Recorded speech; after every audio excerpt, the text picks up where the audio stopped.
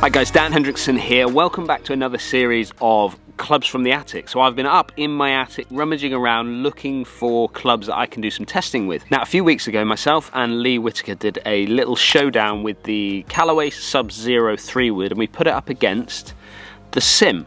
This is the Sim Max 3-wood, and on there we talked about the V-steel bottom that Taylormade had just brought out, or re-released, because they brought it out prior to that.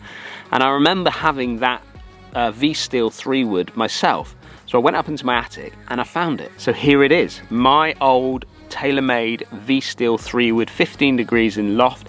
Now this one had an X100 steel shaft in it, which back in the day I thought I was strong enough to be able to hit this, so that's what I had put in them. Now a lot of these clubs did come with steel shafts in them. Very rare that you find that nowadays in your fairway woods, but this one had a steel shaft, so I thought I'd pull it out and put it up against the Max fairway wood that Taylormade have just released.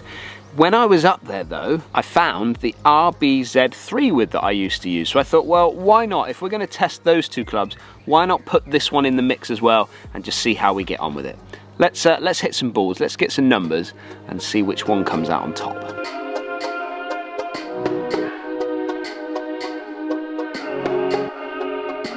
Right, Sim Max to kick us off. First things first, love the look of it. Love that little bit of stretch back on it as well.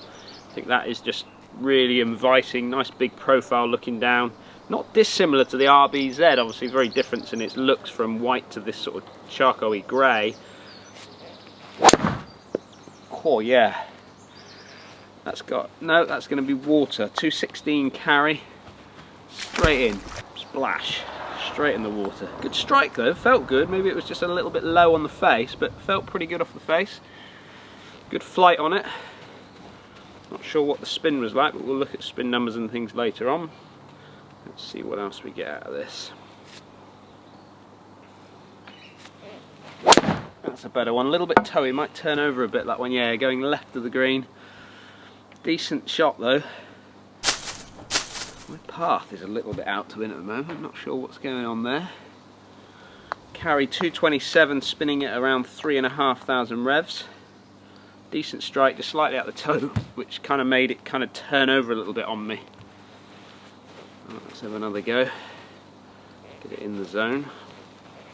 Come on, pick me up. That's better, here we go. And that's a better hit again as well, that's right at it. Go! Oh, I felt like I struck that. Just short of the, oh, good layup. Nice layup there. So, 213, spinning it at 5,000 revs. I'm just going to hit one more. So I think I can actually get this on there. Just feel like I get a decent strike. That's a little bit higher on the face. Yeah, that should get there now. Carry. Go, go, go, go. Didn't quite get there, did it? Good strike though.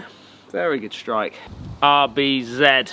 Now, you will see that I used the 5-wood in the RBZ. I bought these pretty much the same time. In fact, I got the 5-wood first, and then I got the 3-wood because I hit the 5-wood so well.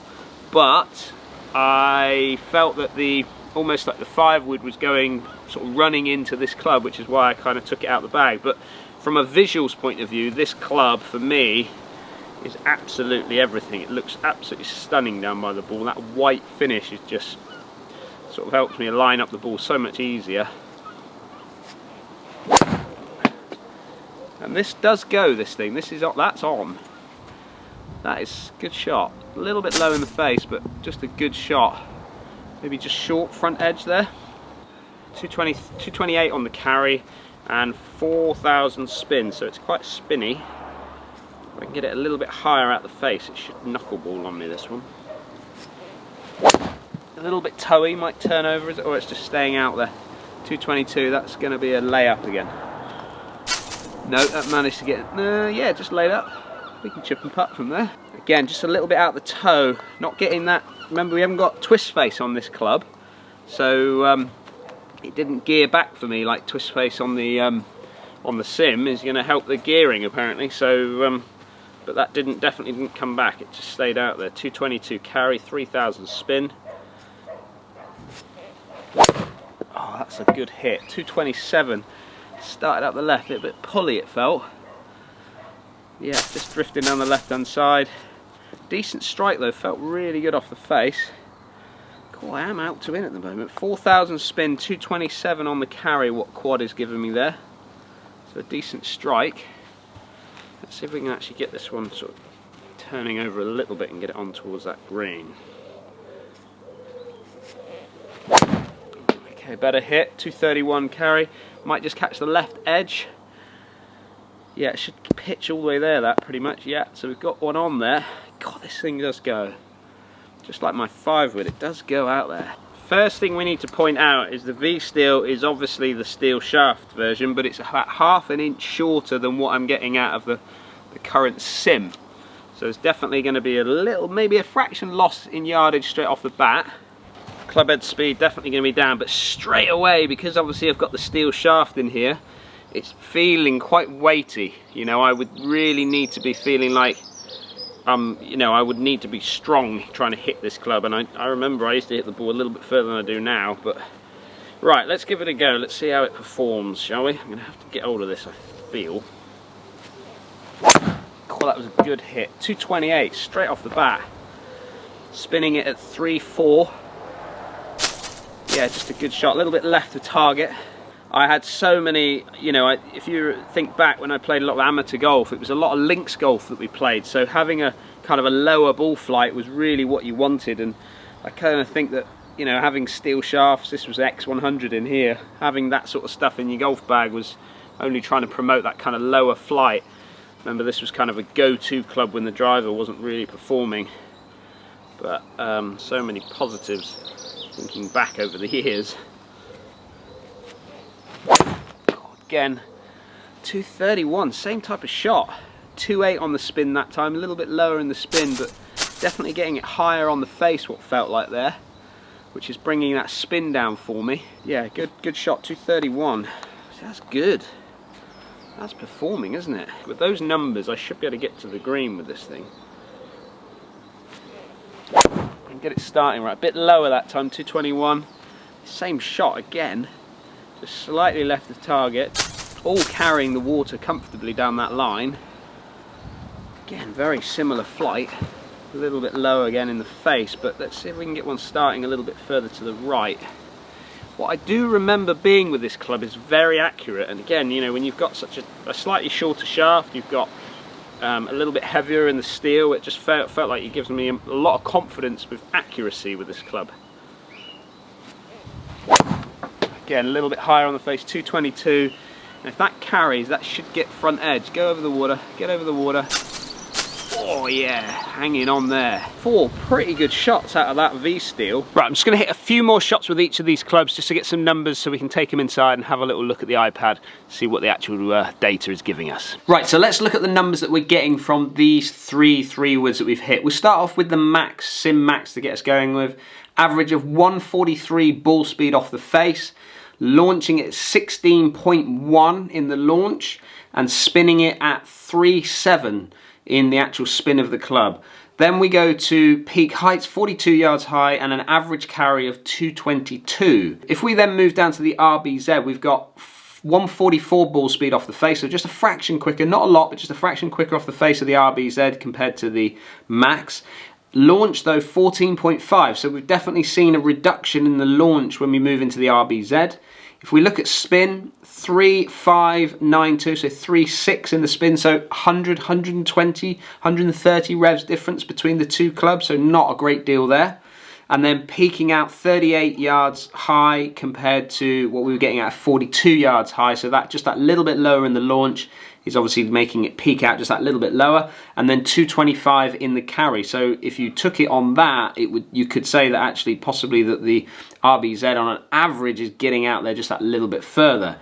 The V-steel though, if we go to the V-steel, the older one, 140 ball speed, nearly 141, so within a couple of mile an hour, maybe 2 or 3 mile an hour slower off the face of the V-steel, launching it basically the same as what we're getting at the RBZ, so 14.7.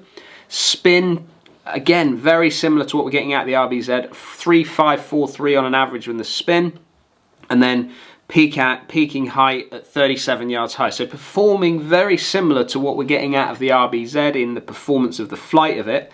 And then 220 on the average carry. So dropping a few yards down from what we're getting out of the RBZ and losing a couple of yards from what we're getting out of the Sim Max. But ultimately you can see the ball speed drop in what we're getting from the V-Steel compared to the other two. Now, is that because of the actual technology in the head, or is it because of club head speed? Now, you got to remember, coming from a slightly heavier steel shaft, slightly shorter in length, you'd expect there to be a little drop in the actual club head speed. But no, 107 in the ball speed, 107 in the swing speed of the Sim Max, 107 with the V-Steel, and 106.5 with the RBZ. So swing speed wise, pretty much the same in all of them as a comparison there. Now, I have to be fair to the comparison of what we're getting out of the Sim 3 wood here. Now, this is the Max version, which is ultimately a slightly more higher launching, higher spinning model. If I was probably fitting myself, I would put myself into probably the standard Sim 3 wood in comparison to these other two 3 woods, which I was kind of almost fitted for back in the day with them. So it's not a fair comparison from that point of view, but you can see there with the RBZ, it's performing the best out of all three, even though it's a few years old. What I was most impressed about with the V-Steel is how it was keeping up with the club head speed. Considering it's slightly shorter in its length, it's slightly heavier in its feel, I would expect to see that I would start to maybe get a bit more sluggish with it during certainly later on in my round. But you could see there with the numbers that I was getting with it, I was getting just as good a club head speed from this as I was the lighter versions of what I was getting out of the other two. This one here performed extremely well compared to the other two. If you think about how many years have gone by and what technology's kind of done, this one's performed very, very well, and I can see why this was a very, very popular club back in its day. Such a lower, more penetrating ball flight I was getting out of this compared to more my modern 3 woods, which are sort of getting out there a little bit higher nowadays, but this one definitely was performing as well. And to be fair, I could still play this club. It wouldn't have actually a problem going in my golf bag. Again, just that feeling of being slightly sluggish, more towards the end of the round, that's where this one would probably struggle on me. But if I had to choose between all three of these clubs as to which one I would play, it would absolutely be the RBZ. It's such a good club. It's performed extremely well over the years for me. Like I said, I carry the 5 wood in it. The problem I had was that the 5 wood was quite powerful and it was running into what this 3 wood was giving me. So ultimately that's why I moved this one out of the bag and went to something a little bit stronger, just to sort of blend in quite nicely with my 5 wood. Let me know, put your comments down below. What do you think of this test? There's lots of guys out there doing tests against the V-Steel versus the Max, but I just wanted to throw in the RBZ, just throw that in the mix with it. Let me know, put your comments down below. I'd like to hear if you've tested any of these clubs, or are you still using these two little babies over here? I'd like to hear what you have to say.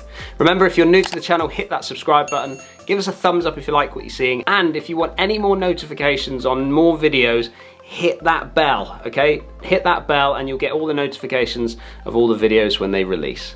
I'll see you all soon, stay safe.